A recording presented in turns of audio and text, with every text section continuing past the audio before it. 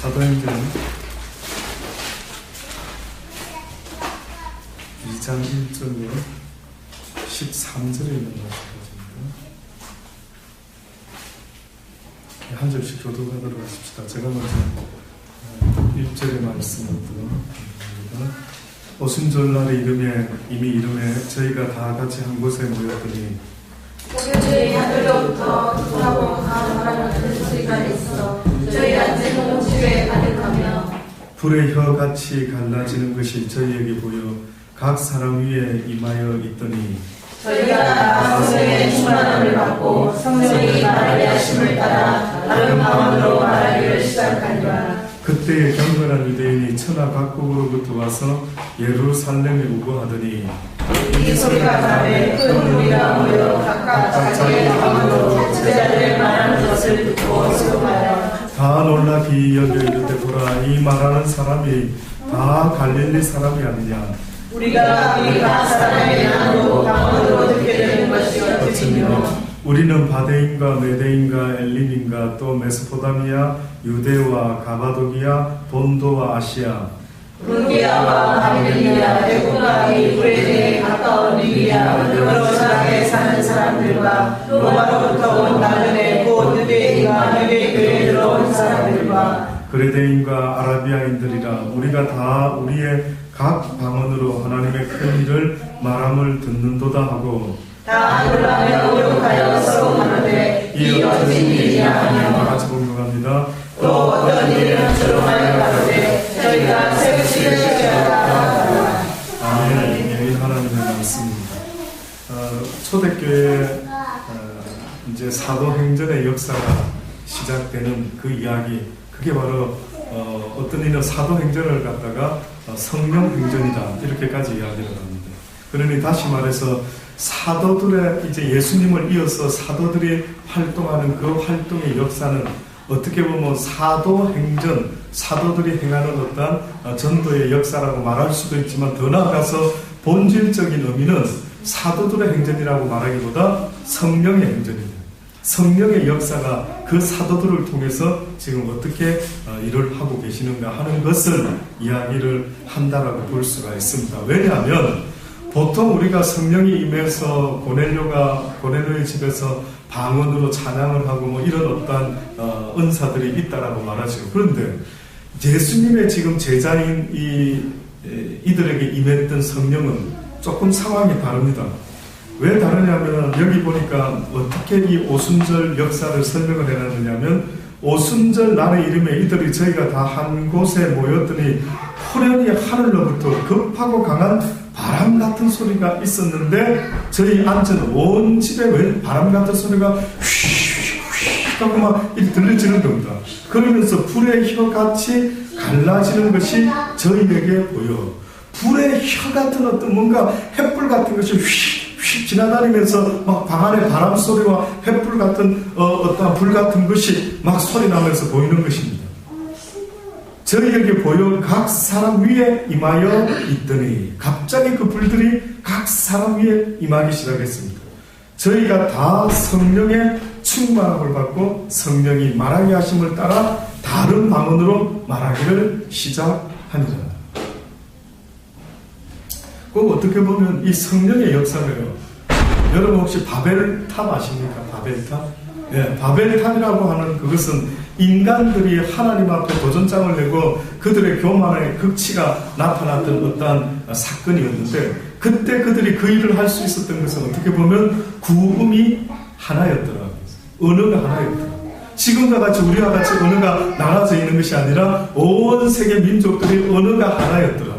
그런데 하나님께서 그들의 하는 일을 내려다 보려고 오셔서 보시더니만 안 되겠구나. 이들의 교만이 그저 하늘 찌르는구나. 그래서 하나님께서 그들에게 어떤 일을 하셨는데 그게 뭐였느냐면 그들의 언어를 어떻게 했습니까? 언어를 흩어버렸습니다. 그러니까 어떻게 보면은 그게 어떤 상황일까? 아니 언어를 흩어? 이게 무슨 이야기지? 조금 전까지 우리 말만 뻥끗하면은 한국말로 대화를 했죠. 근데 한번 생각해 보세요. 갑자기 어느 날 제가 집사님하고 대화를 떠가는데 집사님이 저 말을 못 알아듣는 거예요. 그래서 갑자기 집사님 위해서 중국말이 셀라셀라가 나오기 시작합니다. 이게 도대체 무슨 나는 분명히 한국말을 한다고 하는데 그냥 중국말이 내 입에서 나오는 겁니다. 그러니까 이상하다. 이건 나하고 대화가 되는 사람이 누구지? 하고 보니까 어떤 이들은 바벨탑 사건 때 대화가 되는 사람들끼리 있는 겁니다. 너하고는 통화가 되네, 대화가. 이렇게 해서 각 사람들이 자기의 방언을 따라가지고 그 당시 때 온 민족이 온 땅으로 흩어졌더라.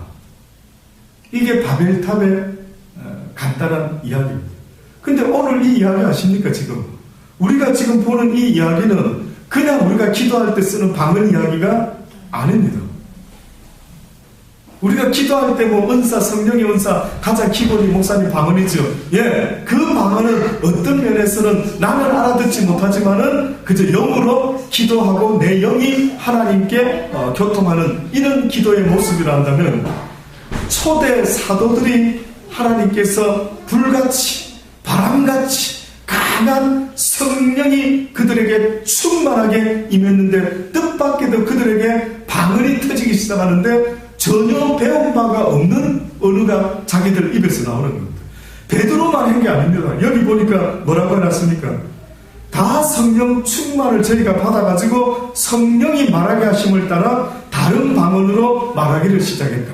그러면 베드로는 A 방언을 말하고, 그러면 야고보 B 방언 말하고, 요한 C 방언 말하고, 각기 자기들도 모르게 입에서 막 방언이 쏟아지는 거예요. 그러면은 여러분 솔직히 사도들이 지금 설교하고 있는 겁니까? 아니면은 어떤 면에서는 성령께서 그들의 입술을 통해서 말하고 있는 겁니까? 성령께서 하고 계십니다. 그래서 성령께서 가끔 성경에 뭐라고 표현까지 하고 계시냐면 너희들이 혹시나 권세진 자들에게 붙잡혀 가가지고 그게 서야 될 일이 있을 때 그들 앞에서 내가 어떻게 뭘 말해야 되지? 내가 믿는 이 교회에 대해서 예수님에 대해서 물어보면 어떻게 표현을 해야 되지? 걱정해라 하지 말아라. 하지 말아라. 왜?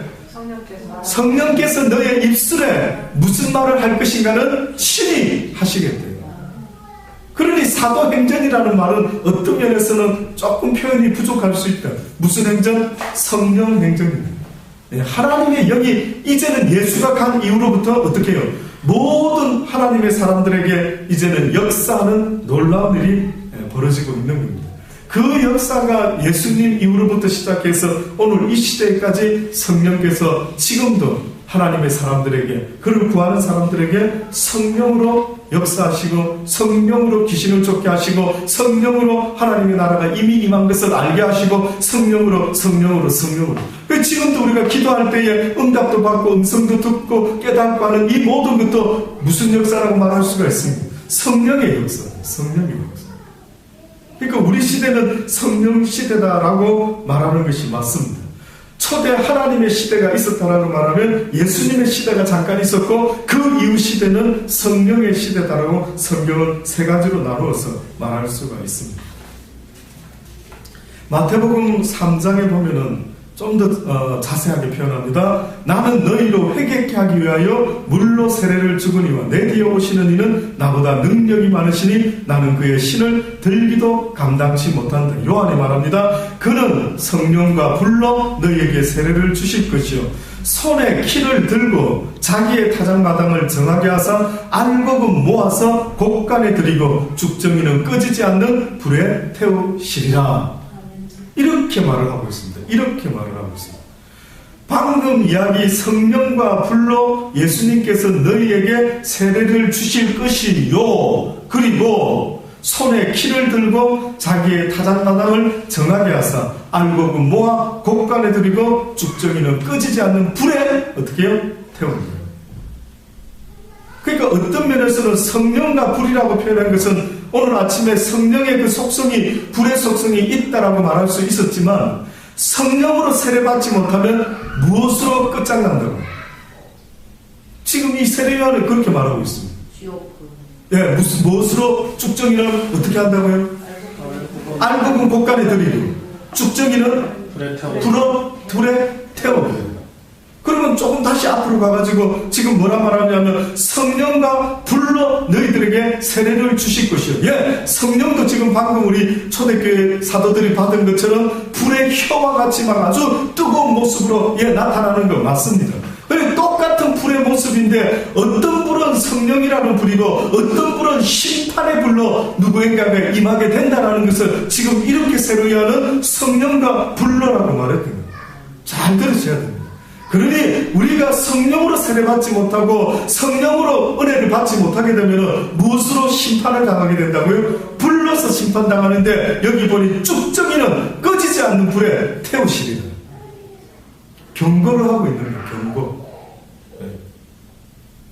그러니 성령 받지 못한다라는 말은 곧바로 어떤 면에서는 내가 이제는 불로 심판을 받을 것만 기다리고 있는다. 무슨 불을 원하십니까? 심판의 불을 원하십니까? 성령의 불을 원하십니까? 성령의 불을 원하시기를 주의 이름으로 축원합니다. 성령의 불을 받으셔야 돼요. 그 성령, 너희가 내게 구하라. 내게 가장 귀하고 신령한 것을 구하는데 무엇을 구하라고 성경이 말하느냐 하면은 부모에게 자식이 육신의 자식도 뭘 달라면 뭘 준다고요?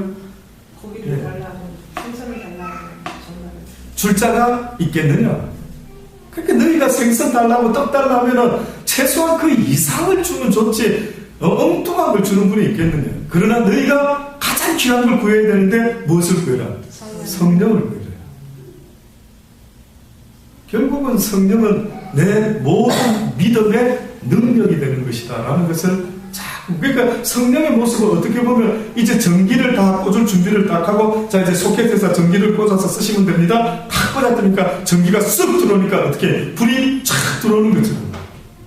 그러니까 이제 말씀을 배운 사람들에게 마지막으로 하나님이 구해야 되는 것은 성령이다라는 것을 계속해서 말하고 있습니다. 마태복음 12장에 보면 또 이렇게 말하고 있죠. 예수께서 아시고 거기를 떠나시니 사람이 많이 쫓는지라 예수께서 저희 병을 다 고치시고 자기를 나타내지 말라 경계를 하셨으니 예수님이 자기를 나타내지 말라 경계를 한 그 시기는요, 예수님이 십자가에 달려 죽기 전까지는 부지런히 예수님의 그 기적을 말하지 말라고 그랬습니다. 왜냐하면 예수님의 기적이 예수님으로 하여금 십자가에 달릴 수 없도록 막는 악조건이 될 수 있었기 때문에, 또다시 말하면 사람들이 예수를 붙잡아가지고 십자가에 매달지 않고 아주 능력의 왕, 기적의 왕, 이런 분을 메시아로 삼아야 되겠다, 뭐 이렇게 그들이 그쪽에 치중할 수가 있었던 것을 주님은 아시고, 이상하게도 내가 너에게 이렇게 기적 행한 것을 사람들에게 알리지 말아라, 자꾸만 비밀에 붙입니다. 특히 마가복음에 보면 계속해서 거기 보면은 못하게 막습니다. 기적을 행했으면 우리 같으면 야 사람들에게 소문 좀 내줘 뭐 이렇게 해야 되는데 예수님은 소문 내지 말아라, 말하지 말아라. 이는 선지자 이사야로 말씀하신다. 자, 왜 말씀을 자기를 나타나지 말라 경계를 하시면서 갑자기 이사야를 뭔가 인용을 하셨는데, 뭐라고 인용하셨는 줄 아십니까? 보라, 나의 택한 종 곧 내 마음에 기뻐하는 바 나의 사랑하는 자로다. 내가 내 성령을 줄 테니 그가 심판을 이방에 알게 하리라. 그가 다투지도 아니하고 들레지도 아니하리니 아무도 길에서 그 소리를 듣지 못하리라. 상한 갈대를 꺾지 아니하며 꺼져가는 심지를 끄지 아니하기를 심판하여 이길 때까지 하리니 또한 이방들이 그 이름을 바라리라 함을 이루려 하십니다. 이거는 지금 무슨 이야기를 하고 있느냐, 조금 전에 제가 마태복음 3장에서 말한 것과 똑같은 거. 다시 말해 성령과 불로서 너희들에게 세례를 준다 했을 때 이 불이라고 하는 것은 다시 말해서 마지막 때에 심판의 상징으로 불을 이야기하고 있습니다. 그러니 쭉정이는 꺼지지 않는 불에 태우리라 라고 했던 것처럼, 보라, 나의 택한 종 내 마음에 기뻐하는 바 나의 사랑하는 자 예수, 내가 내 성령을 줄 터이니 그가 심판을 이방에게 알게 하리라. 그러니까 한마디로 말하면 성령을 받지 않으면 너희에게 무엇이 임하게 된다고요? 심판이 임하게 된다.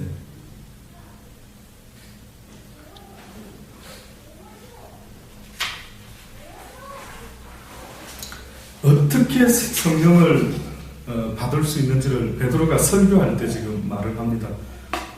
방금 읽었던 그 2장의 37절을 보면 이렇게 설교하죠. 베드로가 예수님을 쭉 다 설명하고요. 그 예수님이 너희들 죄 때문에 십자가에 달려 죽으셨다 설명 다 하고요.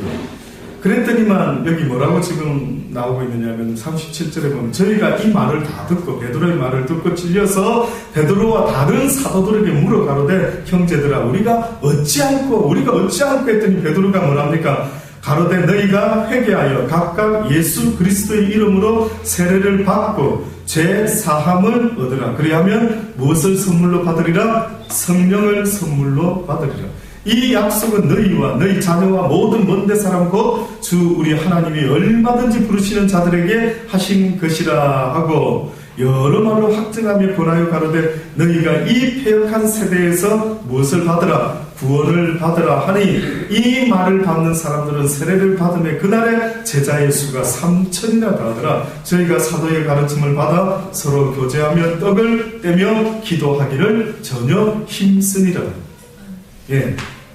그러니 베드로가 먼저는 하나님의 말씀을 듣고 찔려하는 이들에게 무엇을 요구했느냐면 너희가 양심의 가책이 느껴지느냐? 그러면 뭐 해라고요? 회개하라. 자, 회개하라는 것은 뉘우치라는 말씀인데 뉘우친다라고 하는 그 의미는 잘못했어요 라고 말로만 하면 됩니까? 아니면 무엇이 따라야 됩니까? 행동이 따라야 됩니다. 만약에 명근이가 너 엄마가 하지 말라 했지. 예, 엄마 안 할게요. 자, 했습니다. 안 할게요 했죠, 분명히. 근데 만약에 또 하면 어떻게 되는 겁니까? 그게 온전한 회개입니까? 온전히 깨달아서 엄마한테 이제 잘못했어요 엄마 나 다시는 안 할게요 했는데 또 했어요. 그럼 그 말에 대해서 회개했다고 말할 수가 없죠. 그러니까 하나님도 똑같습니다.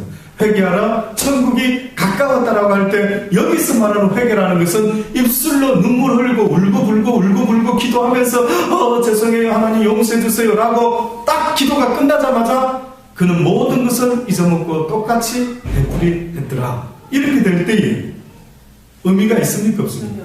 의미가 없습니다.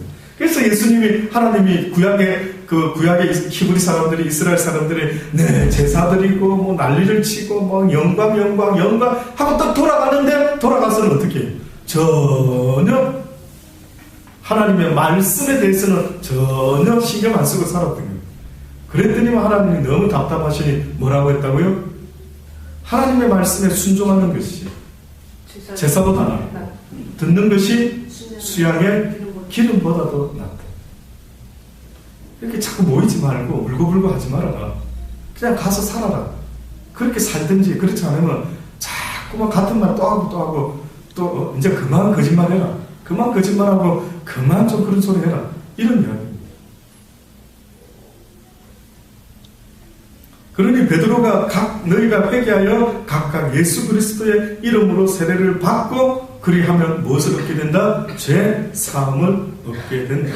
그러면 그 다음 마지막에 성령을 뭐라고 표현했습니까? 성령을 무엇으로 받게 된다? 선물로 받게 된다. 무엇에 대한 보상입니까? 그러면 성령은 무엇에 대한 보상이라고? 회개에 대한 하나님의 선물이다. 뜻밖이지. 그러니까 어떤 면에서는 회개하지 않고 주세요, 성령 주세요 라고 이렇게 구한다라고 할 때에는 그 사람에게는 회개를 이야기하시겠죠. 근데 회개를 하고 하나님 이제는 어찌하면 좋아요? 아버지 말씀대로 살아야 되는데 하고 이제 뭔가 알고 깨달은 자에게 이제 구할 수 있는 것이 있다면 진심으로 내가 성령의 도움 없이는 살아갈 수 없는 자구나 라고 깨달고 기도하는 사람이 있다고 한다면 그 기도는 하나님을 기쁘시게 하는 거예요. 그래서 하나님의 뜻대로 선물을 주겠대. 다시 말하면 굳이 네가 뭐 구하고 싶어서 하나님 복 내려주세요 한다면 꼭 뭔가 달라고 한다면 무엇을 달라 해라고? 성령을 달라고. 그러나 성령은 하나님의 선물이다라고 지금도 말씀하고 있는 것입니다. 마태복음 12장에 또 보면은요, 그때 귀신 들려 눈물고 벙어리 된 자를 데리고 왔거늘 예수께서 고쳐주시며 그 벙어리가 말하며 보게 된지라 무리가 다 놀라 이는 다윗의 자손이 아니냐니 바리새인들은 듣고 가로되 이가 귀신의 왕 바알세불을 힘입지 않고는 귀신을 쫓아내지 못하느니라 하거늘 예수께서 저희 생각을 아시고 가라사대 스스로 분쟁하는 나라마다 황폐하여질 것이요 스스로 분쟁하는 동네마다 집마다 서지 못할 것이라. 사단이 만일 사단을 쫓아내면 스스로 분쟁하는 것이 아니냐. 그리하고서야 어떻게 그의 나라가 어떻게 서겠느냐. 내가 바알세불을 힘입어 귀신을 쫓아내면 너희 아들들은 누구를 힘입어 쫓아내느냐. 그러므로 저희가 너희 재판관이 되리라. 그러나 내가 하나님의 성령을 힘입어 귀신을 쫓아내는 것이면 하나님의 나라가 이미 너희에게 임하였느니라. 그러므로 내가 너희에게 이르노니 사람의 모든 죄와 해방은 사심을 얻되 성령을 해방하는 것은 사심을 얻지 못하겠고 또 누구든지 말로 인자를 거역하면 사심을 얻되 누구든지 말로 성령을 거역하면 이 세상과 오는 세상에도 사심을 얻지 못하리라. 아멘. 하나님의 무엇을 힘입어 귀신을 쫓아내는 것이며 하나님의 성령을 힘입어 하나님의 성령을 힘입어.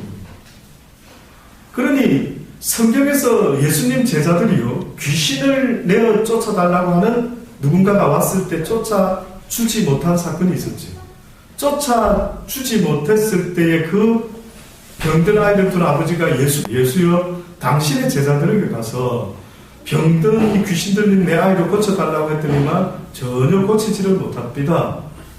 하실 수만 있거든 어째 좀 도와주실랍니까? 할 수 있거든이 뭐냐. 믿는 자에게는 능치 못함이 없느니라. 데려와라. 그 고쳐졌죠. 그 제자들이 왔습니다. 예수님, 우리는 왜 고치지 못했죠? 우리는 왜 고치지 못했죠? 그때 뭐라 합니까?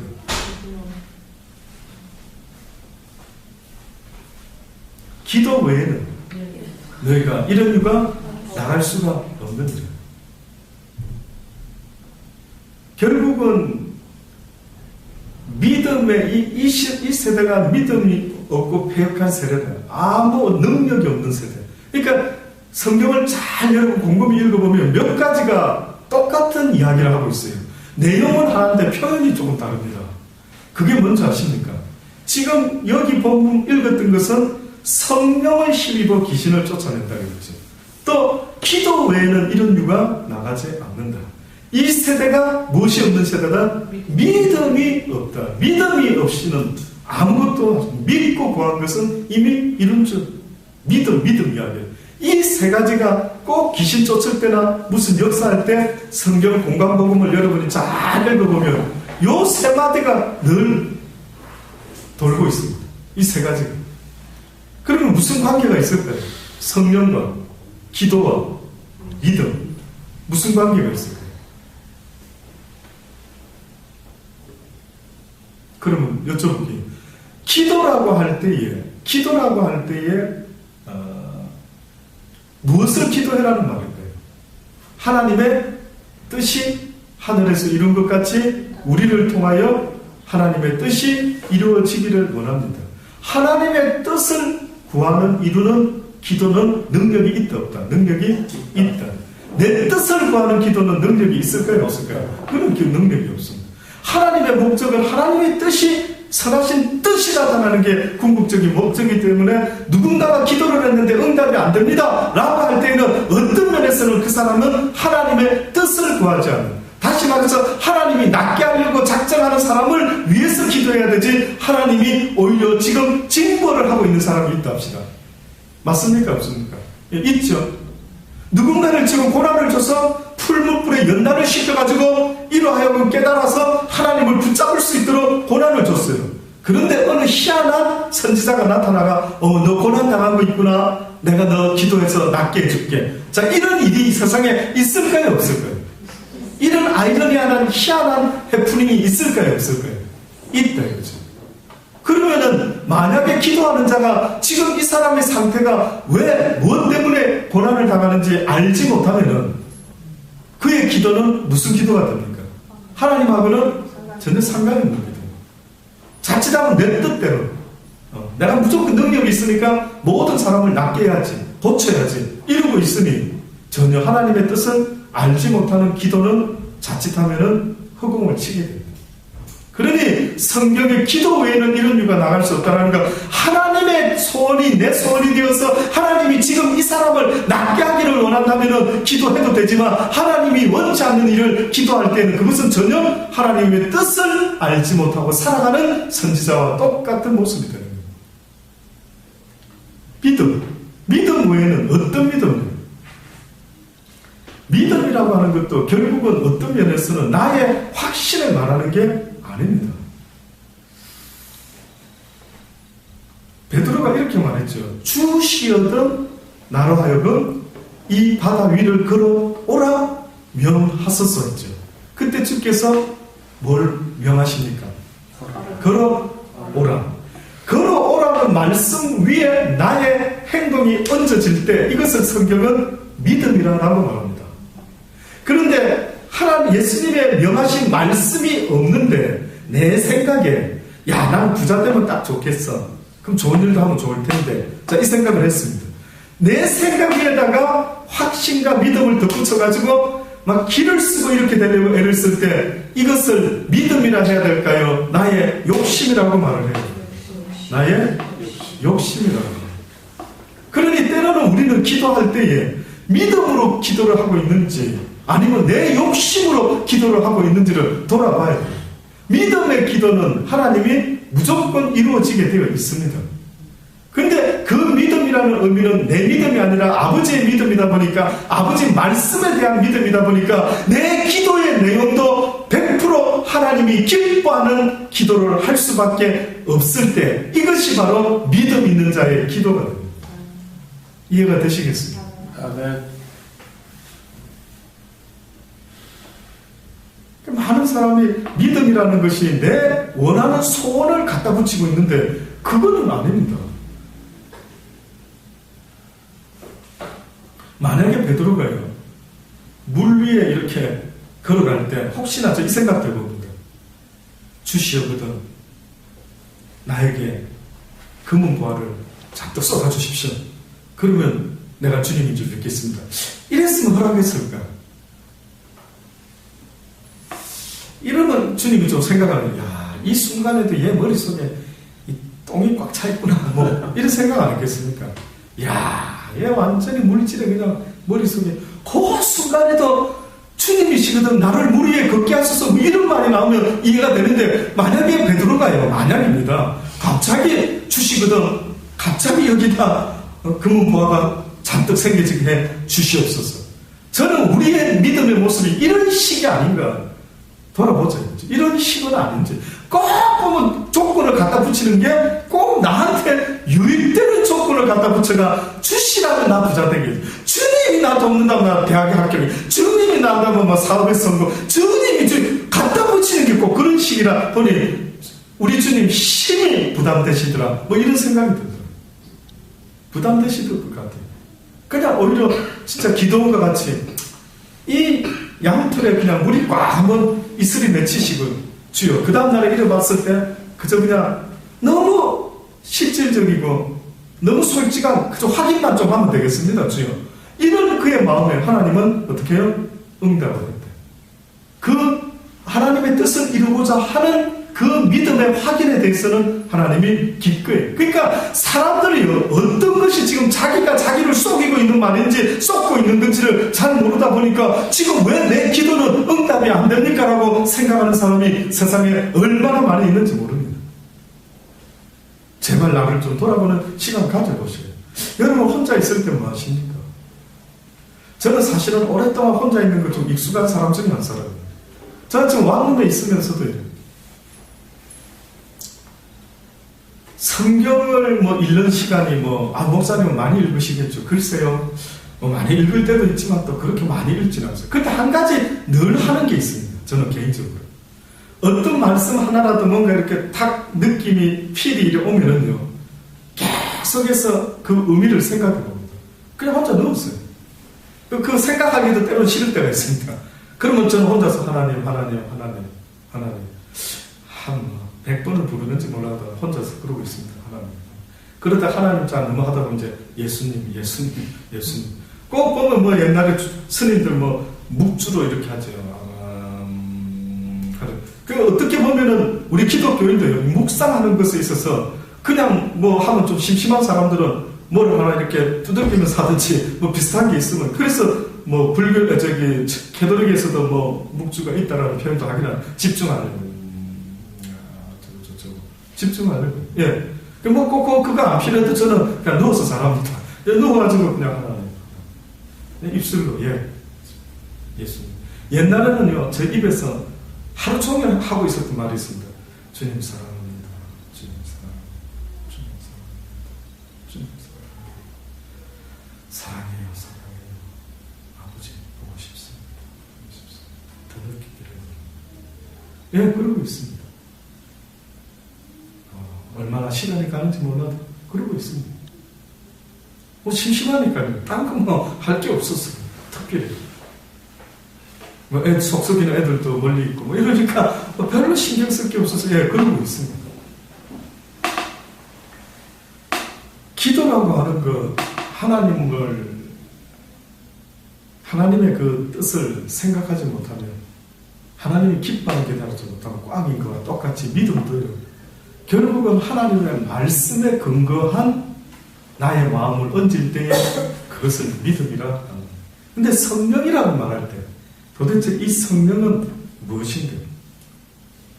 성령을 힘입어 귀신을 쫓아내는 것이며 하나님의 나라가 이미 너희에게 임하였느니라. 그러니 하나님의 나라는 성령으로 인하여 임하게 되는데, 성경에 보면 하나님의 나라에 가는 사람은 무엇이 없이는 못 간다 그랬습니다. 믿음이 없이는 못 간다. 자, 그러면은 성령을 힘입고 귀신을 쫓아낼 수 있는 사람은 다시 말하면 무엇이 있는 사람이라고? 믿음이 있는 사람이다.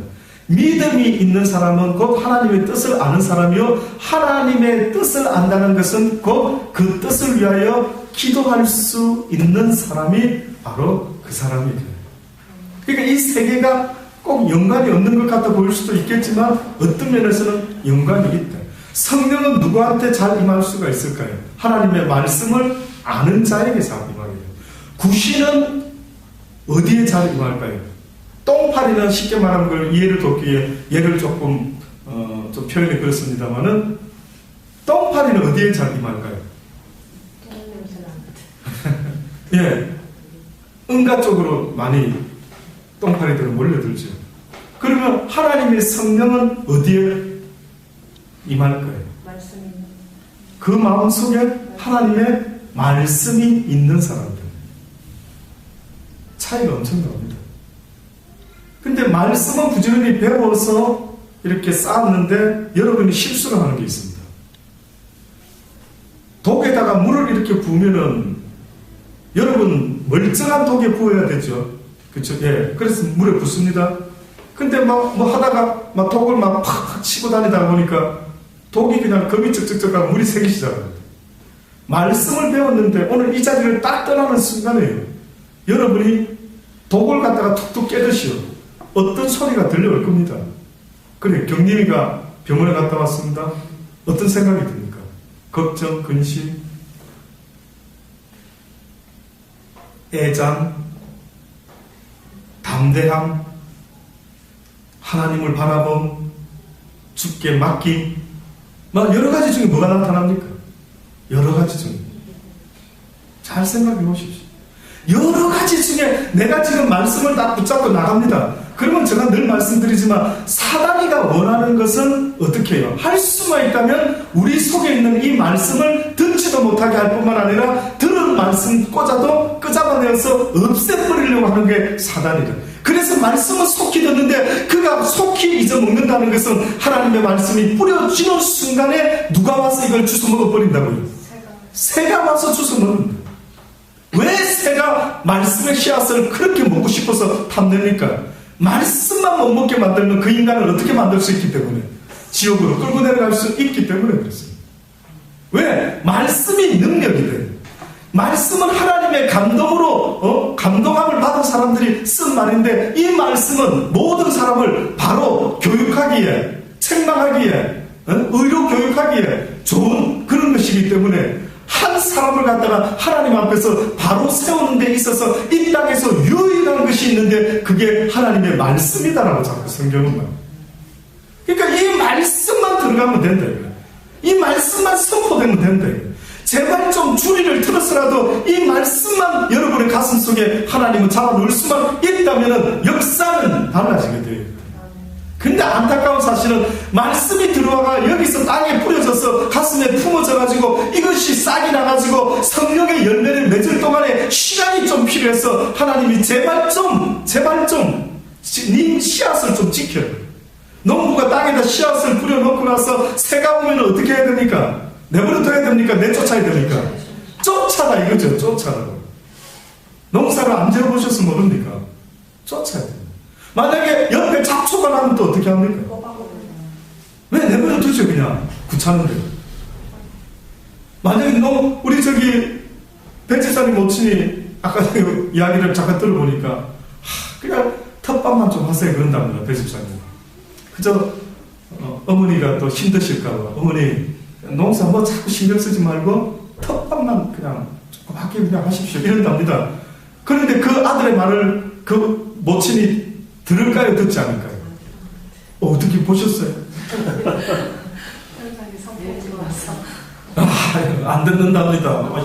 이상하게 안 듣고 뭐 좀 더 심고 좀 더 이렇게 해가지고 계속 심고 가꾸고 한다는. 그럼 그 할머니도요. 만약에 상추를 심었는데 옆에 잡초가 나면 제가 물어볼게요. 어려운 문제입니다만 뽑을까요? 상추하고 같이 키울까요? 어떻게 그런 걸 아십니까? 귀찮은데 그거 말라 뽑죠. 귀찮잖아요. 무슨 나쁜 생각이 들어오면은 그거를 뽑아야 되는데 귀찮으니까 내버려 두는 겁니다. 어떤 면에서 게을러서 내버려 둡니다. 왜 그거는 내버려 둘까? 내 속에 쓸데없는 생각이 지금 들어오고 있는데 여기다 심어지려고 하는데 여러분 심었다가는 완전 피밥을 쓰게 됩니다. 그 잡초나 쑥 같은 거 한번 심어놓으면 그 주변이 전부 다 쑥대밭이 됩니다. 아십니까? 잡초가 더 잘 자랄까요? 이것도 어려운데 상추가 더 잘 자랄까요? 키워보셨습니까? 저는 호주에서 텃밭이 있어서 키워봤는데 이 도시에서 어찌 아십니까? 이상한. 그러니까 심는 거 아닌데 아닌 놈들은 너무나 이상한 거 하나 특징은 너무 잘 자랍니다. 그것들은 내가 원하지도 않는데 가다가 꼬챙이로 콱콱콱 찔러서 파헤치기도 하는데 또 나고 희한한. 가꾼 것은 왜 안 나는지 모르겠어요. 희한하게 상추는 신경을 써야 되고 고추도 신경을 쓰고 물도 거름도 중간쯤 되면 밑에 가지는 다 좀 잘라주고 윗가지를 좀 두라고. 저도 그 가나안 고추 하시는 중국에 선교사로 계신 분한테 좀 배웠습니다. 그분은 중국에서 고추 농사를 지으시는데 제가 집에서 저도 저하고 비슷하네요. 저도 고추 키우고 있는데 그랬더니만 어떻게 키우면 잘 키우는 줄 아십니까? 가르쳐 주더라고요. 어떻게 키우는 줄 물어보니까요. 처음 자랄 때에 올라오면은 처음 나오는 이파리들 있지 않습니까? 웬만해서는 빨리 따서 무쳐 드시든지 그걸 다 따야 돼요. 빨리 따라면. 왜? 요 이파리가 많으면 영양분이 글로 가가지고 나중에 열매가 맺을 때에 이게 영양 부족이 올 수 있기 때문에 할 수만 있다면은 가능한 한 열매 맺는 밑쪽에 있는 이파리들은 다 없애야 돼요. 과감하게 없애야 돼요. 예. 그래가지고, 정성이 들어가더라고요, 정성이. 그 중간쯤에 막 열매 맺을 때 한번 두루치기를 해서 거름을 조금 더 주면 좋습니다. 잡초는 그래 잘 자랍니다. 거름 저것들 먹으라고 한 것도 아닌데, 어떻게 자라고. 그걸 하나님은 우리한테 똑같이 표현을 하는 것입니다. 하나님이 말씀의 씨앗을 뿌렸는데, 보니까 주인이 시켜서 다 씨앗 뿌리고 했죠. 뿌리고 났는데 간밤에 그 다음날 가보니까 간밤에 누가 왔는지 뭘 했다 했습니까? 뭘 뿌려놨어요? 가라지 씨앗을 뿌렸는지 이거 뿌리지도 않은 가라지가 납니까? 주인님 어떻게 할까요? 뽑을까요? 했었죠.